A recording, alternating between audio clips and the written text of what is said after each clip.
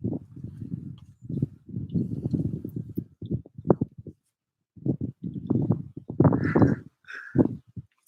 think I'm in the shade. Hi.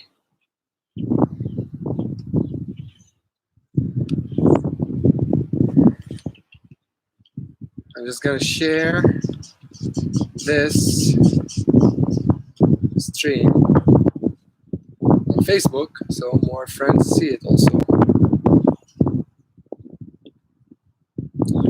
If you can hear me, please tell me that you can hear me. So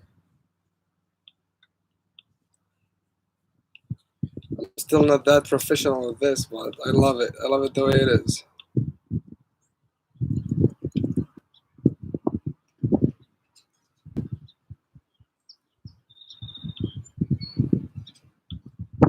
We'll fix that.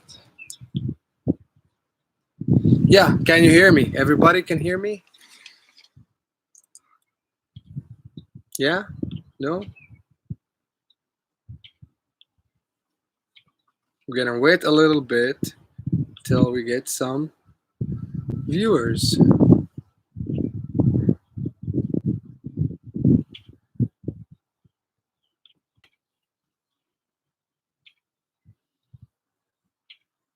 Okay.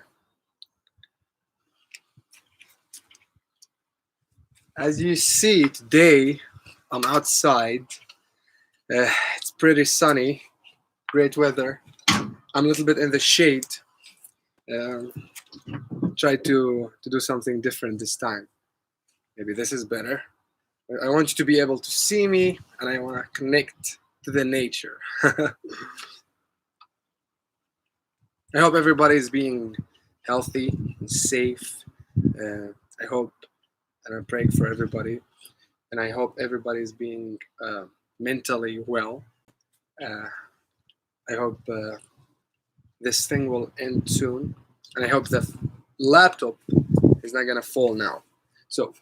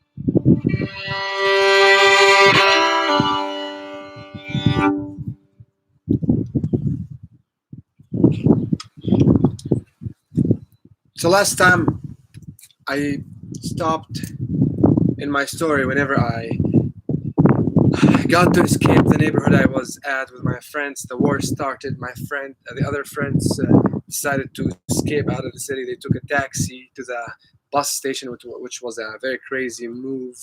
Um, and I made it to my cousin's house. I had to walk at 6 a.m. in very, very dangerous spots to get to my cousins, to get to safe spot. I also mentioned how how it started at around 2:30 a.m. around between 2 and 3 a.m. All the mosques and churches, you can hear them praying out loud. Some of them got attacked even for no reason. So yeah, I heard later that my friends, there was no internet connection actually, but in the future, that like after a couple of months of that, when I saw my friends, they told me how they escaped. So they got to walk like a mile uh, in a very also dangerous area, and they found this guy driving, and he offered them a ride, and he took a lot of money from them. He took like 10 times more than he should take. Like he took $1,000 to take them to the bus station, and they they like they survived. And we knew that the time they got to the bus station, the entire city was out of control. The entire area went out of control. So they were lucky. I was lucky too. I'm still lucky. Uh, the friends I'm talking about, uh, most of them made it now. Most of them are in Europe. I think there's just one still in Syria. Um, and here I want to point on something very important. I had to take this decision, me and multiple students, multiple young people uh, at this time who are studying at that city. Like we are waiting for the university to say there's no school anymore. Like what's happening now, there's a situation and it's better to go home to be safe and this stuff. The university did not announce any of that stuff. They did not say anything, but it was like obvious that you're not gonna go to the university. Uh, I decided to stay, not because I'm strong or anything. It's a feeling. It's my instinct told me you have to stay. If you don't stay, uh, you're gonna lose a lot. So I decided to stay there, see what's gonna happen. Also, I was scared to go to the bus station because in that city there's a bus station at the north of the city that take you to to the northern of the country, to the north of the country, and then a bus station in the south of the city take you to the south of the country. Because home city is literally in the middle of the country. Um, I stayed at my cousin's. Um, I have my violin. Survived with my violin, luckily. That's it. Like when it's the same. Like I left the country, I left Syria with my violin. Whenever I survived the beginning of the war, I just had my violin. That's very crazy thing. It's been with me. Not this violin. This violin I got it from the amazing violin maker Robert Gordon. Make sure you follow him, see his stuff. He's a great. Um, Thank you, Robert, for the beautiful fiddle. Um, yeah, so I decided to stay because I had all these plans and all these dreams that I want to continue my studies, and there was this man in France with a French government university stuff like this, and everybody like want to compete to get there. All the students they want to get this scholarship to go study masters in Europe. That's a big thing, big thing. And then suddenly everything disappeared. All these hopes disappeared. But I wanted to stick to my dream and try my shot to do something. So um, stayed there, made sure my family know I'm okay. Called them. Took me a couple hours to have connection at that day, but we got connection eventually. Uh, we knew that the city was closed. Uh, City was totally closed. So now I cannot leave. If I had a chance to leave, it's out.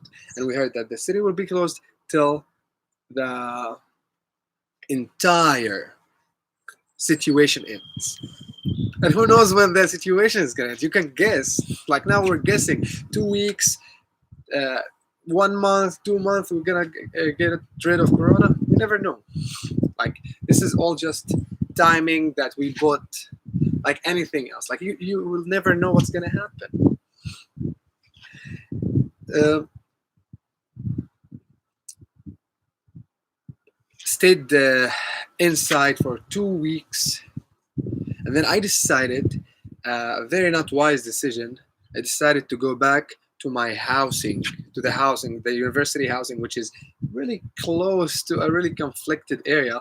But at that age, I was not thinking like this. For me, I was thinking like I want my privacy. I'm at my cousin's, and he has two kids.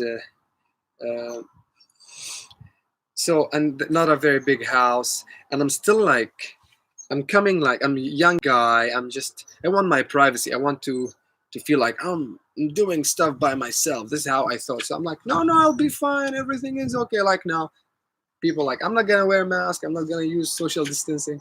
I'm like, I will go to the housing. Probably everything is fine now. Everything is safe. Let's go back to my room that I loved. I had a lot of books there, and I had no food, and I had little bit of money, which is, even if you had a lot of money, where are you gonna go if you don't have a car and if you don't know people, you don't live in, it's not your city, you're not aware of what's going on, it's really dangerous. So I went walking without telling anybody. So my cousin did not let me go. He said, you're not allowed to go and stand here, maybe it's better for your view. um, and no, I decided by myself, a big guy, that I want to go live by myself at this school housing. I walk to the school housing. Dead city, like it's a movie. It's a dead city. Nothing in the street, just like a Western old movie. Whenever there's two gunfighters want to shoot on each other, the wind comes and like dust and nothing, empty streets, and I'm just walking next to the wall. I made it. I made it. Nothing happened with me at all that day.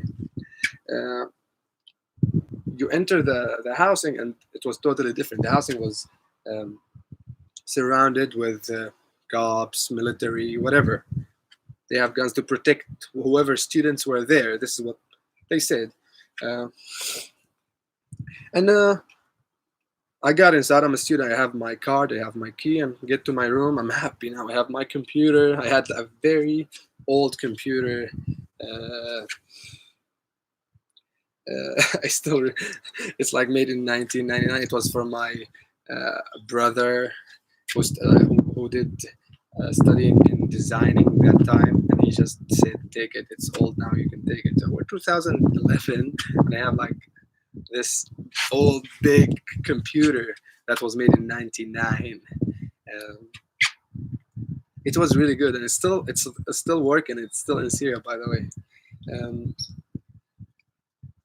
yeah, I had my music on it. Of course, no internet. There's no internet.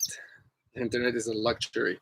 You have to go to cafes just for internet to get internet at that time. And then the internet was public after that year, around that time. Um, so yeah, stayed in the room. I had a couple books. I have violin, and then I realized I only have one jar of olives, couple pieces of bread, small pieces of bread, and I can't. I can't go out anymore. I can't go buy anything.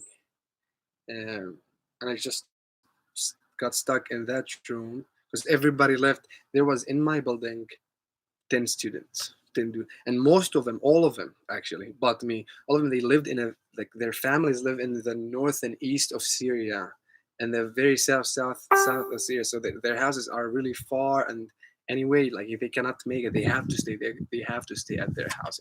I had choice. I could have stayed at my cousin's, a little bit safer. There's food, there's somebody uh, I can talk to. uh, but now it's like I'm with students, but now you're afraid from everybody because like you feel like there's something. We got shocked from inside. Everybody is like, should I trust this person? Should I trust that person? What if that person is gonna hurt me? What if this person uh, is gonna steal my money, steal my food? What if this person has a weapon? What if this person is crazy? You don't know. So there's 10 people in a huge building. Like these buildings are huge. It's like one of these apartment buildings in New York City. Like you can put like 3,000 people in it. There's 10 people in the entire building. But the good fact that we had electricity, and there's still electricity in it, and um, there's still, the heat was not there. It was really cold. It was March, so it was cold. And I lived on that jar of olives for 10 days. I think 10 days. Yeah, around 10 days. Uh, just eating olives. I remember the last day I stayed at that housing. It's 4 a.m. and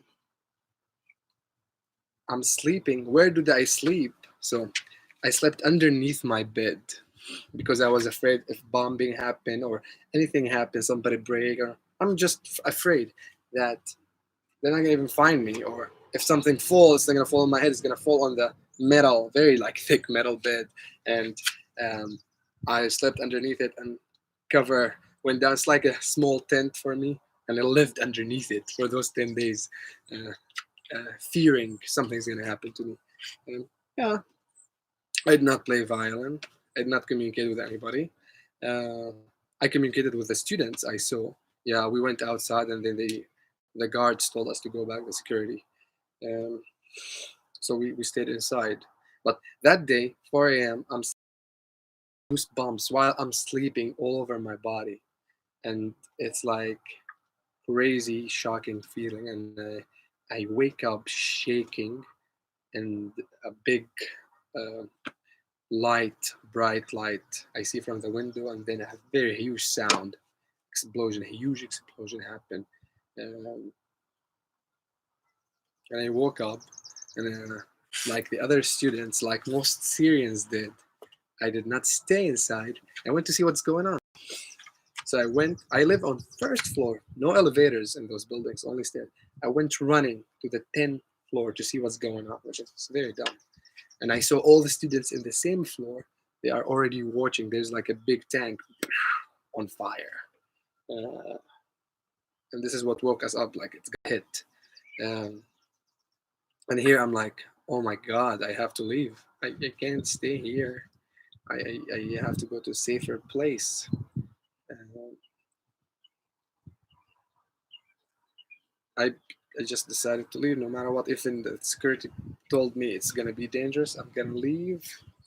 Took my the same pack bag I brought with me to America, and I still have it here. It's still in good condition. It's a laptop backpack. I got it from Damascus from my old laptop, and my violin. This is what I had.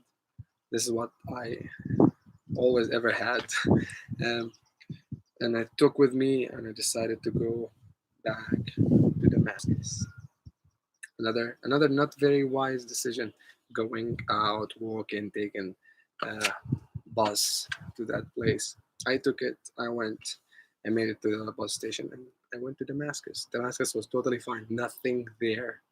The road was dangerous. We saw the city from outside. It's scary, very scary. Uh, Made it to Damascus. It's like an hour and a half driving. So we made it in 2.5 hours because there was a lot of checkpoints. But we made it. There was nothing. Damascus, totally normal life. Nothing going on. So home city, couple hours, another city. Damascus is okay. Nothing going on. People living their life. Nobody's worried about it. Even. Some people did not even know what's going on, and I did not talk about it. In general, we did not talk about it. If you want to talk, we talk just to the family or inside. That's better. Yeah, I stayed there for a month, couple months. Then I went back to school because I wanted to finish my. Uh, I wanted to graduate and apply for graduate studies after I finished my bachelor in music. That's what I wanna. That's the part I wanna share with you about that experience. Now, as you see, I'm trying to link it with, with what's going on here in general in the USA, especially.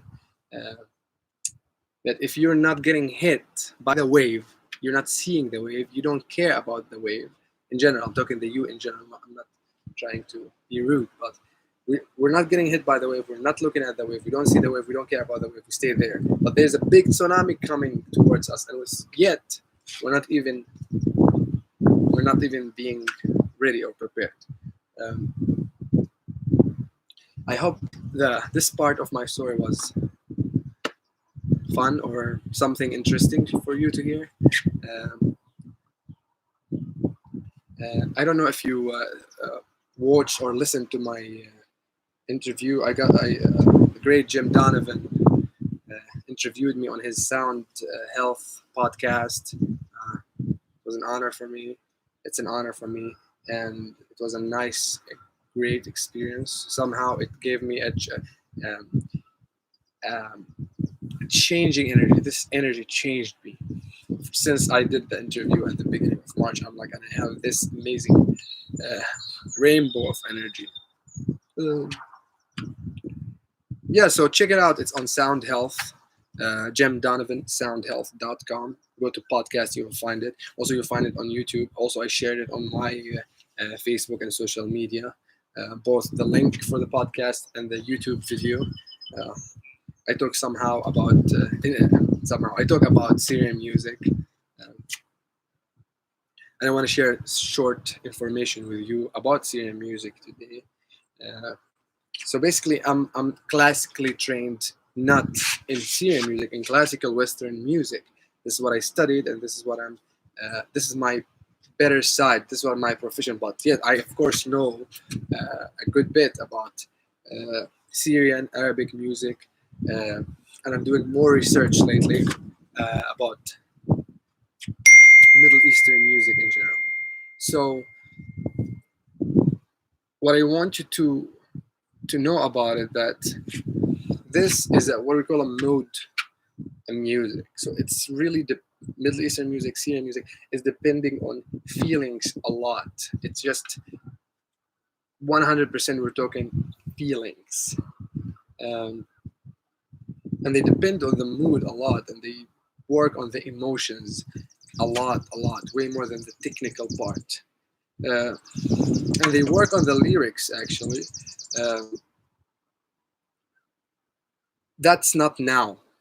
So what can we call classical Arabic music? Uh,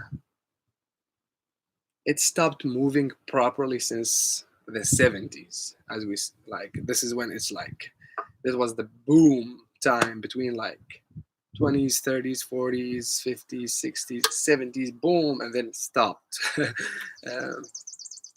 And I talked in the podcast also, I can mention it here, about the three schools. I consider them Middle Eastern music school or Arabic maqam music school. Uh, their Egyptian school. There's the Lebanese school, which was a lot of musicians agree that two brothers, they are called brothers Rahabani, started this school. It's Lebanese music school. We have the Iraqi school uh, of music. These three schools are what I learned, what I saw, what I observed, and from me watching and listening to musicians. These are the three main schools. But when you talk about Syria, you talk about mixing a lot of traditions because Syria got divided. Syria used to be a huge area, including big parts from what it's known now as Turkey, all the Margin Valley. It's a huge, like 20 million people live there now. And Syria and Lebanon were one country politically, and then it was the entire area was called Syria. So whenever you say Syrian music, you get confused. But when you say Syriac music, this is the Syriac music is the music that chanted in Aramic language. Uh, it's very ancient, very old, and it's built on maqam music, which is Arabic now. Maqam music is now Arabic. It's also maqam music used in the mid Asia. It's used in Turkey. And there is totally a huge difference between maqam music in the Arabic area, maqam music in Turkey, maqam music in, for example, Armenia or Azerbaijan or Pakistan. Totally different. Or in Iran. So the school in Iran and in Turkey, we can say it's more advanced technically. They have better technique, more technique. While we talk about, we can say the depth of music in Egyptian school is huge. That whoever listened to Egyptian music by Abdul Wahab or Kulthum, when I say I'm naming a singer here, Kulthum is not a composer. There's a lot of great composers, but Egyptian school was built on very profound, strong lyrics, words, poetry from the old uh, poetry. So yeah, check classical Egyptian songs like you can check Kulthum. If you wanna come to Syria, if you wanna like go to the Syrian side and see the Andalusian موشحات, uh, you can ask me and I will answer anything you want either now or you leave a comment on the video. I'm going to leave it on my YouTube. So ask me. I will absolutely get back to you and answer you about that. I'm also starting a study about this with my great friend, Syrian musician and researcher. He's in Germany now, Zahir Al-Qai. Uh, we're doing, we're starting to do this research, and you will see soon. We're going to talk a lot about maqam music, Middle Eastern music, uh, Syrian music, uh, Syrian musicians, Syrian schools, and what's going on now in music in Syria. What happened? When is this classical music started in Syria, and what's going on now in Syria? So we're going to talk about all these parts. It's very important, even if you are living in America. It's very important to know these things. Uh, the part of talking about my music now, most what I'm working on is built also on lyrics, but with no lyrics. So I'm building music, I'm composing music, uh, getting inspired by poetry. My main project is to translate the poetry of my father. He was a poet, Asif Abdullah. And if you already know me, uh, you have an idea about this project. If you don't, check my Facebook and check my YouTube. And there's Time of Sand. The biggest work I composed was Time of Sand. Uh, it's about a poetry book he wrote. So I get inspired by poetry and I transpose every expression, impression, lyric. I make it music, and I make absolute music with no lyrics. Uh, and this is how I believe that every one of us can look at music differently. Everyone can feel it differently. Some people love wind, some people don't. Some people can imagine a note. Everyone will imagine the music differently. You can see a sky in it. I can see an ocean. Somebody can see a loved one. Somebody can see sad emotions. Somebody can see these sad emotions are motivating happy emotions. So it's this is why I love absolute music. I'm not against lyrics. Oh, no, it's very tough to write for words and really be good at it. So I love writing for lyrics and so on. But now my project is composing uh, music for poetry and art. Also, I'm working on uh, art music by an artist friend of mine. I'm not gonna mention their name now, but once I'm done, you will see that. Uh, that's in general. Now I'm just keeping practicing. So I hope you're doing fine. I hope you're doing good, and then great. I don't want you to do great today and tomorrow be down. So stay on the good side, and if you get better, that's amazing. That's what we need. Uh, Last thing I want to share with you that at the end of this month, April 27th, uh, I'm gonna have a lecture uh, that I will share also with you with a very important non-profit organization in the world. I'm gonna talk about it, about Syrian music specifically, precisely about maqam music, how music scales are in the Middle East. I'm gonna play something I wrote live, and I'm gonna talk about more detailed information about my story. Uh, Try to take it more to the fun, adventurous side with bigger events. So yeah, April 27th, you will see it on my entire social media. I'm gonna go live here on my YouTube, and it's gonna be funded by this amazing nonprofit organization. They're gonna support me to share it. Also, around the same time, maybe a couple days after that, I'm finalizing the dates. I'm playing a concert, online live stream concert. I'm gonna play the Bach A minor violin concerto. Uh, I'm working on finishing it now, and it's part of my activity, my musical activity, because I want to stay active and I stay connected with you. I want you to stay connected with me, and I would love to have you watching me here and sharing my events.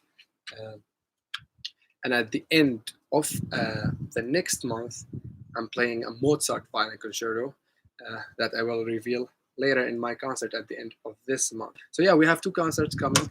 Uh, if I find a pianist in my area that will be interested in playing the thing with me live, uh, play live with me, that would be great. Hi, how are you? We're gonna play basketball soon. I'll come back. So yeah, stay tuned with me. Uh, I'm gonna finish this video now and go practice more and stay healthy. Get exposed to the sun if you live in PA. Probably it's sunny. So thank you very much for watching me today. Thank you very much for watching me later, because I'm gonna post this, and whoever watch it later, you're not missing anything. You're gonna see these things happening, and I love talking to you. I love sharing my daily life with you in a way to profit both of us. So yeah, if you like what I talk, if you like my live stream, please subscribe to my YouTube channel, like my videos, watch them, listen to them, and share them, and make people come and join us. Let's make a big, beautiful group of people supporting each other. Thank you so much, and you have a blessed day. Bye.